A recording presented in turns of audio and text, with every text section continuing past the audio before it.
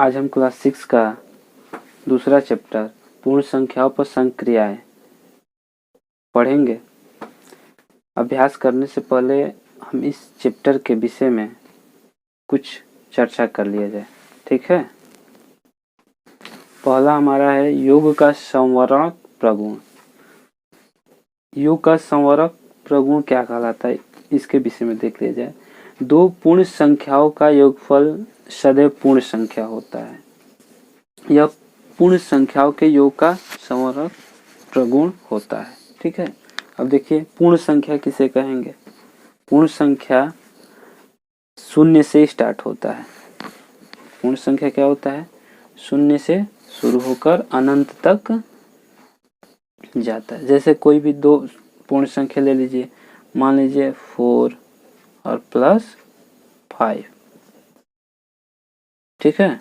मान लीजिए 1 + 2 या 0 + 3 या 2 + 0। दो पूर्ण संख्याओं का योगफल सदैव पूर्ण संख्या होता है। 5 + 4 कितना हो गया, 9। 2 + 1 3, 3 + 0 3, 2 + 0 2। दो पूर्ण संख्याओं का योगफल सदैव पूर्ण संख्या होता है। दो पूर्ण संख्या हम लोगों ने जोड़ा है, जोड़ने के बाद एक हमको पूर्ण संख्या मिल गया। इसी तरह ये देखिए दोनों पूर्ण संख्या है, इसको जोड़ने के बाद पूर्ण संख्या, इन दोनों पूर्ण संख्याओं को जोड़ने के बाद पूर्ण संख्या, ठीक है। चलिए अगला हम प्रगुण पढ़ेंगे। अगला योग का क्रम विनिमय प्रगुण। दो पूर्ण संख्याओं के योगफल पर संख्याओं के क्रम का कोई प्रभाव नहीं पड़ता है। कहने का मतलब ये है कि जैसे हम 4 + 5 या 5 + 4 कर रहे हैं, इसमें इसका मान में कोई अंतर आने वाला नहीं। जैसे 4 + 5 कर रहे हैं तो 9 आ रहा है, 5 + 4 कर रहे हैं तो 9 आ रहा है। इसी तरह हम 1 + 2 करेंगे तो 3 आएगा, 2 + 1 करेंगे तब भी 3 आएगा, ठीक है। तो कह रहे हैं कि दो पूर्ण संख्याओं के योगफल पर संख्याओं के क्रम का कोई प्रभाव नहीं पड़ता है, ठीक है। चलिए अगला किया जाए। तीसरा योग का तत्समक अवयव। किसी पूर्ण संख्या में यदि शून्य को जोड़ा जाता है तो योगफल वही संख्या होती है। इसी कारण शून्य को पूर्ण संख्या में योग का तत्समक अवयव कहा जाता है। किसी संख्या में, कोई संख्या है, जैसे में ले लीजिए, जैसे कोई पूर्ण संख्या मान लीजिए 3 है, 3 में हम क्या कर रहे हैं, शून्य जोड़ रहे हैं। किसी पूर्ण संख्या में यदि शून्य को जोड़ा जाता है तो योगफल वही संख्या होता है। योगफल क्या होता है, वही संख्या होता है। 3 ही हो जाता है, ठीक है। या 5 में हम 0 जोड़ रहे हैं तो 5 ही होगा, वही संख्या होगा। 1 में हम 0 जोड़ रहे हैं, 1 ही होगा। 9 में हम 0 जोड़ रहे हैं, 9 ही होगा, ठीक है। चलिए अगला हम पढ़ें। चौथा योग का साहचर्य प्रगुण। तीन पूर्ण संख्याओं को क्रम में जोड़ते समय किन्हीं दो पूर्ण संख्याओं का समूह पहले बना लेने से योगफल में अंतर नहीं पड़ता। यह योग संक्रिया का साहचर्य प्रगुण है। तीन पूर्ण संख्या जैसे में मान लीजिए 1 2 3, ये 3 पूर्ण संख्याएं हैं। क्रम में जोड़ने पर किन्हीं दो पूर्ण संख्याओं का समूह बना ले। जैसे ये हम दोनों का समूह बना लिए, अब इसको एक बार जोड़ा जाए तो 2 और 1, 1 और 2 कितना हो जाएगा, 3 और +3 कितना हो गया, 3 3 6, ठीक। अब इसी तरह ये हम कर रहे 1 2 3। अब हम क्या किए कि अब इस बार एक बार इसको हम बना लिए, कर लिए, ठीक है। चलिए देखिए 1 3 और 2 कितना हो जाएगा, 5 5 और 1 6। मान में कोई अंतर आया नहीं ना। चलिए ठीक है, आगे देख। नोट, पूर्ण संख्याओं में घटाने की संक्रिया संवरक नहीं है, ठीक है। अब नहीं है तो क्यों नहीं है ये भी देख लिया जाए। हम योग का प्रगुण हम पढ़े थे। योग का 4 प्रगुण है कि संवरक प्रगुण, क्रम विनिमय प्रगुण, तत्समक अव्यय, सहचर प्रगुण। पहला हमारा है संवरक प्रगुण। संवरक प्रगुण क्या है?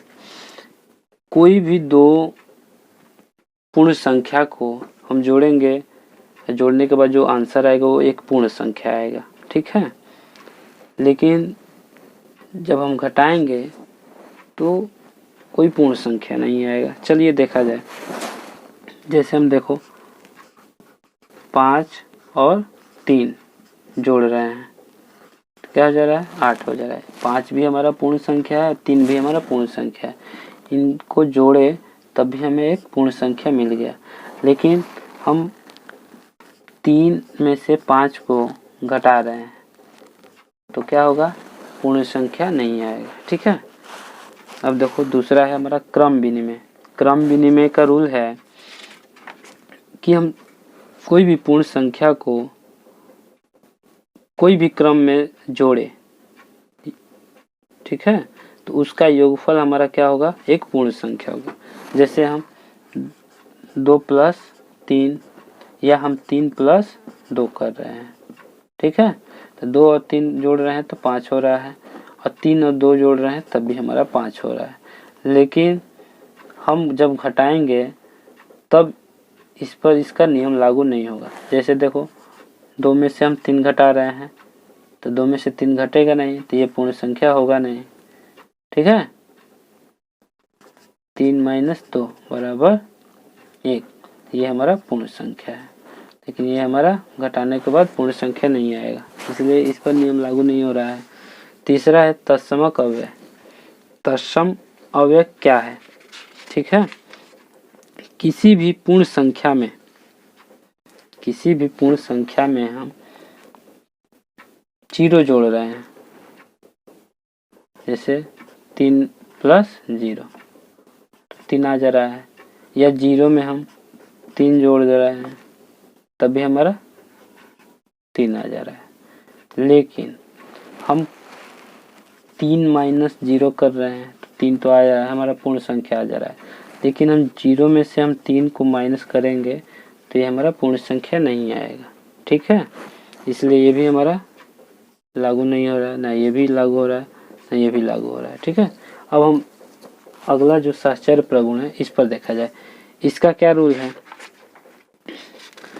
कि यदि कोई भी 3 पूर्ण संख्या हो, ठीक है, कोई भी 3 पूर्ण संख्या हो, उसको क्रम से जोड़ा जाए, ठीक है। 3 पूर्ण संख्याओं को क्रम में जोड़ते समय किन्हीं 2 पूर्ण संख्याओं का समूह पहले बना लेते हैं, योगफल में अंतर नहीं पड़ता है, ठीक है। जैसे हम 1 2 3, ठीक है, तो कोई भी 2 ले ले, मान लो यही ले लिए तो कितना हो जाएगा? 3, ये 3 6, या हम 1 + 2 + 3 ले रहे हैं तो कितना हो जा रहा है? 1 और 3 × 2 5, ये भी 6 हो जाए। लेकिन ऐसा हमारे घटाने में है नहीं। जैसे मान लो 1 - 2 - 3, ठीक, हम कोई ये 2 ले लिए तो इसमें से ये घटेगा नहीं, ठीक। अब देखो, या 1 - 2 - 3, ठीक, हम कोई ये 2 ले लिए, ठीक है, तो इसमें से घटेगा नहीं, इसलिए हमारा ये पूर्ण संख्याओं में घटाने की संक्रिया संवरक नहीं है, ठीक है। चलिए आगे। अगला गुणन का संवरक प्रगुण। दो पूर्ण संख्याओं का गुणनफल सदैव पूर्ण संख्या होता है।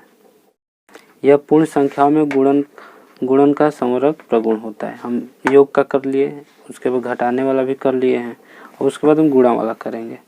इसमें भी देखेंगे कि कौन कौन सा नियम लागू हो रहा है, ठीक है। जैसे कह रहा है कि 2 पूर्ण संख्याओं का गुणनफल, कोई भी 2 पूर्ण संख्या ले लीजिए, 2 × 3, भी हमारा पूर्ण संख्या, 3 भी हमारा पूर्ण संख्या है। 2 का पढ़ा 3 बार पढ़ो, 2 3 6, यानी 6 भी हमारा क्या हो जाएगा, पूर्ण संख्या हो जाएगा। ठीक है, 5 गुणे 2, 5 दूना 10, 10 भी हमारा क्या हो गया, पूर्ण संख्या हो गया। ठीक है, चलिए आगे देखा जाए। गुणा का क्रम विनिमय प्रगुण। गुणा का क्रम विनिमय प्रगुण, दो पूर्ण संख्याओं को आपस में गुणा करने में क्रम का कोई प्रभाव नहीं पड़ता। यह पूर्ण संख्याओं में गुणा का क्रम विनिमय प्रगुण होता है। जैसे में देखिए, जैसे मान लीजिए 5 गुणे 4 या 4 गुणे 5, यानी 5 का पढ़ा हम 4 बार पढ़ेंगे तो 5 का 20, या 4 का पढ़ा हम 5 बार पढ़े या 5 का पढ़ा 4 बार पढ़ेंगे। ठीक है, तो 20 आ जाएगा। यानी दो पूर्ण संख्याओं में आपस में किसी का भी स्थान कोई रहे, उसका मान एक ही आएगा। ठीक है, दो पूर्ण संख्याओं को आपस में गुणा करने में उसका क्रम बदल दिया जाए। 5 गुणे 4 है तो हम इसको 4 गुणे 5 कर दें तो क्या हो जाएगा, मान में कोई अंतर आने वाला नहीं। जैसे मान लो 3 गुणे 2 या 2 गुणे 3, तो गुणा करेंगे तो 3 दूना का 6 और 2 3 6, यानी मान में कोई अंतर आने वाला है नहीं। चलो अगला हम प्रगुण देखते हैं। अगला गुणा का तत्समक प्रगुण। किसी भी पूर्ण संख्या में 1 से गुणा करने पर गुणनफल वही संख्या आता है। यह पूर्ण संख्याओं में गुणा का तत्समक प्रगुण है। जैसे देखिए, किसी भी संख्या में, जैसे 2 ले लिए, इसमें हम 1 से गुणा कर रहे हैं तो वही संख्या आएगा, 2 एकम 2। 5 ले लिए, 5 में 1 से गुणा कर दिए तो 5 एकम 5। 9 ले लो, 9 में 1 से गुणा करेंगे तो 9 एकम 9। ठीक है, 7 ले लो, 7 में 1 से गुणा करेंगे 7 एकम 7। तो किसी भी पूर्ण संख्या में हम 1 से गुणा करेंगे तो वही संख्या आएगा। ठीक है, जिस संख्या में हम गुणा कर रहे हैं। ठीक है, चलिए आगे देखा जाए। अगला है गुणा का शून्य प्रगुण। किसी भी संख्या में शून्य से गुणा करने पर गुणनफल सदैव शून्य ही होता है। जैसे देखा जाए, किसी भी संख्या में, जैसे 1 है, 1 में शून्य से गुणा करेंगे तो शून्य होगा। 5 है, 5 में शून्य से गुणा करेंगे शून्य होगा। 0 में हम शून्य से गुणा करेंगे शून्य होगा। ठीक है, 9 में हम शून्य से गुणा करेंगे तो शून्य होगा। 100 में हम शून्य से गुणा कर रहे हैं तभी हमारा शून्य होगा। ठीक है, चलिए आगे देखा जाए। 5वां है गुणा का सहचर्य प्रगुण। किन्हीं 3 पूर्ण संख्याओं के सतत गुणन संक्रियाएं में संख्याओं के क्रम को परिवर्तित करने पर गुणनफल अपरिवर्तित रहता है। यह पूर्ण संख्याओं में गुणा का सहचर्य प्रगुण है। यानी कोई भी 3 संख्या का हम गुणा कर रहे हैं, ठीक है, मान लीजिए कोई भी 3 संख्या है, 3 गुणे 4 गुणे 5।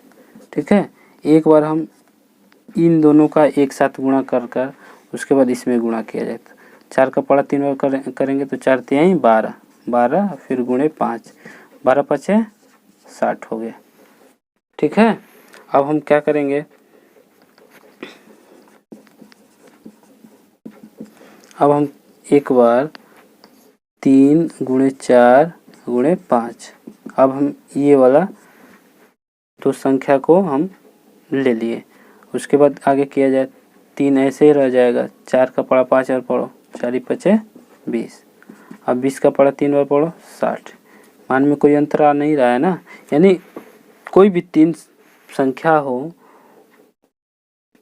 पहले और दूसरे का गुणा पहले कर लीजिए, उसके बाद तीसरे में गुणा करिए, जो आंसर आ रहा है उसी तरह हम क्या करेंगे कि दूसरे और तीसरे का गुणा करके उसके बाद पहले में गुणा करेंगे तो जो आंसर आएगा सेम टू सेम, यानी दोनों एक बराबर आएगा। ठीक है, चलिए आगे किया जाए। आखिरी है नोट, किसी भी पूर्ण संख्या में शून्य से भाग परिभाषित नहीं है। किसी भी संख्या में हम शून्य से भाग दे रहे हैं तो वो क्या हो रहा है, पूरा भाग जाएगा नहीं, यानी उसका मान इन्फिनिटिव हो जाएगा। ठीक है, अब देखिए किसी भी पूर्ण संख्या में एक से भाग देने पर भागफल वही प्राप्त होता है, यानी कोई भी संख्या ले लीजिए उसमें एक से भाग दे देंगे तो वही संख्या आ जाएगा।